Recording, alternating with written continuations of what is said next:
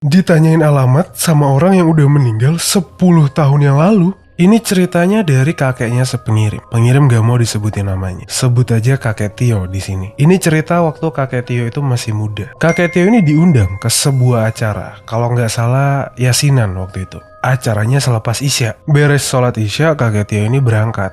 Pulang beres acara sekitar jam 10-11an malam. Karena ini kisah zaman dulu, jadi nggak mungkin ya bawa motor atau bawa mobil gitu kan. Jadi pasti jalan kaki ya buat pulang. Nah, di perjalanan untuk sampai ke rumah kakek Tio ini, kakek Tio itu harus ngelewatin suatu kuburan. Untungnya kakek Tio nggak pulang sendirian. Ada salah satu kerabatnya yang emang jalan pulangnya itu searah sama rumah kakek Tio. Di tengah-tengah perjalanan, udah hampir mendekati kuburan itu, posisi kakek Tio itu berjalan di depan, sedangkan kerabatnya itu beberapa langkah di belakang kakek Tio. Lumayan lah. Kakek Tio lihat ada nenek-nenek yang jalan berlawanan arah sama dia, nyamperin dia. Nenek-nenek ini bilang, "Cung, nama nenek Seroja. Mau nanya dong, di mana bedeng daerah X?" Bedeng itu kontrakan ya. Nah, daerah X itu adalah nama suatu daerah di Sumatera Selatan. Si kakek Tio ini ngejawab, nunjukin arah jalannya sama ngasih tahu petunjuk jalan. Setelah itu si nenek Seroja ini bilang makasih. Tapi bukannya ikutin arahan si kakek Tio, nenek Seroja ini malah masuk ke kuburan. Karena zaman dulu penerangan belum seterang sekarang ya, belum ada lampu-lampu yang terang-terang banget. Jadi kayak kesannya udah hilang aja gitu masuk kuburan. Terus kerabatnya yang ada di belakang ini bingung.